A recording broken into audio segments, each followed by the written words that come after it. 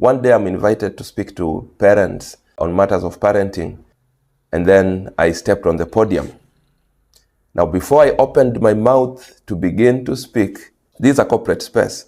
There's a lady in the audience, clearly one of their managers or senior leaders in the organization, who lifted her hand and she said, "Before you begin to speak, I have a few questions I want to ask you." And I said, "Go on." So she asked me, "Are you married?" I said, "Yes." "Do you have children?" "Yes." "How many?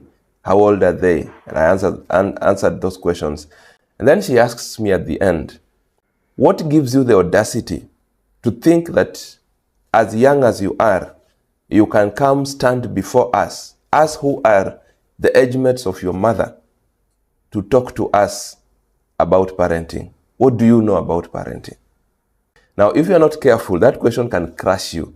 If you're not ready for this space, you can hand their microphone back to them and carry your things and disappear. If you're ready for this space, those are some of the things that you need to be prepared for in advance. Remember, you've not started speaking. If you allow this moment to disorient you, you'll be disoriented. And if your beginning in public speaking is on the wrong footing, then you will lose your audience from the beginning.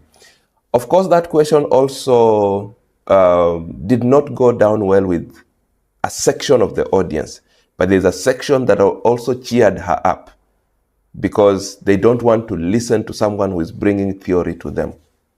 I thank God for some wisdom in responding, and so I thanked her for the question, and I actually said the question was very valid, because if you go defensive, then you begin to lose your footing.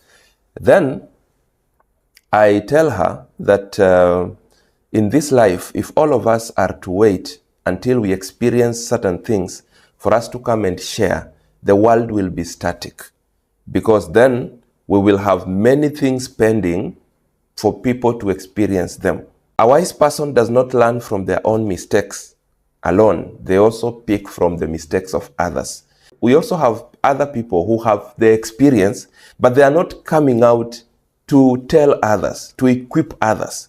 Then there are those of us who have been gifted, who God has given us the grace to teach. And therefore, it is upon us to collect from those who have the experience through reading, through interviews, and so on.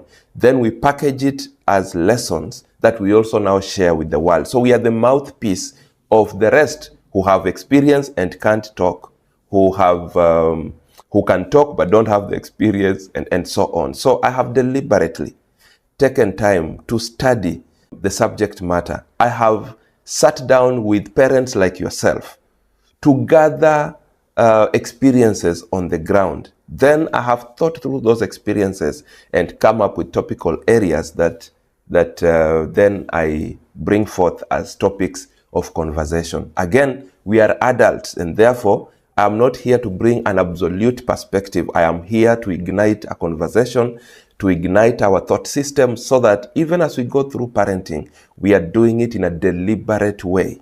So I strongly believe that, young as I am, I have something that can be beneficial, not just to young parents, but to parents of all ages, because what I have gathered, I've gathered from parents across a wide range of ages. And when I was done, they allowed me to proceed, and I proceeded to the end. But I want to tell you what happened later, for you to see why it is not good for you to give up when you face these situations. A couple of years down the line, I got invited to the same organization to speak to their top leaders, the top leadership of the organization, the senior managers of the organization. When I entered the room where they were, my eyes connected with the same lady who a couple of years back almost put me down with those questions, those tough questions. She has forgotten at the time we are meeting the second time, but my head was very clear. I saw her like this, and I remember that day. And I even started getting ready just in case she would want to ask a similar question. But interestingly, on this particular day, as I began to speak, she started to concentrate. I was not speaking about parenting this time round. I had a different topic I was tackling. And she begins to write notes. And she wrote notes in my judgment as I speak, as I look at my audience. She was the most concentrating, the one writing the most notes. And she would even stop others from disrupting the conversation so that she could write the notes. And when I was done, she commended me very, very highly. And she assured me that I will come back again for another conversation. And true to it, I got invited back to that organization over and over again.